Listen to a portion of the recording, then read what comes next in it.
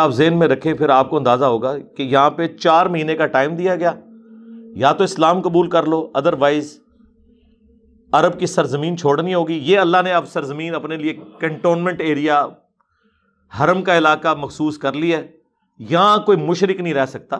یہ نہیں ہے کہ دنیا میں مشرک نہ رہو، لیکن اس ایریا میں نہیں مشرک رہے گا۔ اور 4 مہینے کا ٹائم ہے، قتل کیے جاؤ گے اگر یہاں پہ رہو گے۔ قتل کیوں کیے جاؤ گے؟ کیونکہ اللہ کی سنت ہے کہ جب کبھی بھی رسولوں کا انکار ہوتا ہے تو اینڈ پہ رسول کے مخالفین پہ عذاب آتا ہے۔ قوم عاد، قوم سمود، قوم نوح، تمام نے اپنے اپنے پیغمبروں کو جھٹلایا، حضرت صالح علیہ السلام کو، ہود علیہ السلام کو، نوح علیہ السلام کو، شعیب علیہ السلام کو، تو اس جھٹلانے کے سبب اللہ کی طرف سے عذاب آیا۔ تو ہمارے پیغمبر بھی تو رسول تھے نا، ان کے انکار کے اوپر عذاب نہیں آنا تھا؟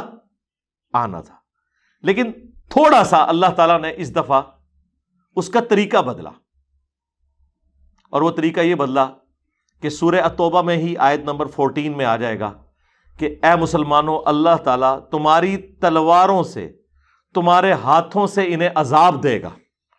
یعنی یہاں پر قتال جو ہے وہ اللہ کا عذاب بن کے مشرکین عرب پہ نازل ہوا، بدر کی شکل میں، احد کی شکل میں، خندق، فتح مکہ، غزوہ حنین، اور ایون رومنز اور پرشینز کے خلاف بھی، چونکہ انہیں بھی حضور نے خطوط لکھے تھے۔ ہاں، یہ ذہن میں رکھیں، نبی علیہ السلام نے صلح حدیبیہ کے بعد خط لکھنے شروع کر دیے تھے۔ آپ کو اب پتا تھا کہ اب یہ دعوت اوپر ہی اوپر جانی ہے۔ رومنز کو لکھا، پرشینز کو لکھا، اور باقاعدہ ایلچی روانہ کیے، جس میں وہ آپ کو پتا ہے وہ کیسر روم نے جو ہے وہ قتل کر دیا تھا، ان کے ایک حمایتی قبیلے والے نے حضور کے ایلچی کو، اس لیے نبی علیہ السلام نے پھر وہ موتا کے لیے روانہ کیا صحابہ کرام کو، اور پھر اس کے بعد غزوہ تبوک پہ آپ خود تشریف لے گئے اسی وجہ سے، کیونکہ اس زمانے میں ایلچی کا قتل اعلان جنگ ہوتا تھا۔ 1.5 لاکھ کی فوج لے کے آیا ہوا تھا رومن امپائر کے بارڈر پہ کیسر روم، لیکن صرف 30,000 صحابہ، وہ بھی اس طرح اسلحے سے لیس نہیں تھے، لیکن روب کھا گیا، بھاگ گیا۔ پوری دنیا پہ دھاگ بیٹھ گئی کہ بھئی یہ کوئی عام دعوت نہیں ہے، اب یہ نہیں رکنے والی، اور ورنہ تو وہیں پہ یرموک ہو جانی تھی، جو سیدنا عمر کے دور میں جا کے پھر فائنل قادسیہ اور یرموک ہوئی۔ نبی علیہ السلام نے خط لکھنے شروع کر دیے، اسی طریقے سے کسرا، اس نے تو وہ خط پھاڑ دیا تھا حضور کا، اور نبی السلام فرمایا کہ ان قریب اسے چیر دیا جائے گا، اور وہ یہی ہوا، اس کو اپنے ہی رشتہ دار نے قتل کر دیا۔ اس کے بعد پھر اس کی بیوی وہ کسرا کی عورت حاکم بن گئی، اور وہ حضرت عمر کے دور میں پھر وہ بھی شکست کھا گئے، جن کا وہ آرمی چیف تھا رستم پہلوان، جو قادسیہ میں پھر قتل ہوا، سعد ابن ابی وقاص رضی اللہ تعالیٰ عنہ کی سرکردگی میں جو لشکر گیا تھا۔ تو یہ نبی علیہ السلام کی مبارک دعوت اوپر سے اوپر جا رہی تھی۔ یہ 4 مہینے کا ٹائم دیا گیا کہ عذاب استیصال آئے گا۔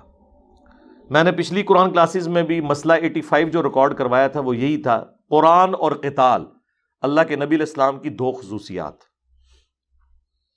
اگلے انبیاء کے معجزات دعوے نبوت والے ٹینجیبل فارم میں فزیکل فینومینا آف نیچر کو، قانون قدرت کو توڑنے والے ہوتے تھے۔ موسیٰ علیہ السلام کے پاس معجزہ تھا عصا کا اژدہا بن جانا، عیسیٰ علیہ السلام مردوں کو زندہ کر دیتے تھے۔ اس طرح کا جو ہمارے نبی کا معجزہ ہے نا وہ قرآن ہے۔ اگرچہ نبی علیہ السلام کے پاس بھی اس طرح کے معجزات اللہ تعالیٰ نے ظاہر فرمائے، لیکن دعوی نبوت جس معجزے پہ ہوا وہ یہ ہے جو سورۃ العنکبوت میں موجود ہے کہ یہ قرآن اللہ کے نبی کا معجزہ ہے، اور پھر قیامت تک کے لیے معجزہ ہے۔ انا نحن نزلنا الذکر وانا لہ لحافظون، بے شک اس ذکر کو نازل کیا، اس کی حفاظت ہم کریں گے، چونکہ نبوت قیامت تک کے لیے، معجزہ بھی قیامت تک۔ تو ایک تو یہ نبی علیہ السلام کی خصوصیت قرآن، اور دوسری خصوصیت قتال۔ اگلے انبیاء کے کیس میں عذاب الہی آسمان سے نازل ہوتا تھا، پتھروں کی بارش کی شکل میں، چنگھاڑ کی شکل میں، آندھیوں کی شکل میں، وبائی امراض کی شکل میں۔ نبی علیہ السلام کے کیس میں یہ عذاب صحابہ کرام کی تلواروں کے ذریعے کافروں کے اوپر مسلط ہوا۔ یہ مرکزی ٹاپک ہے سورہ التوبہ کا۔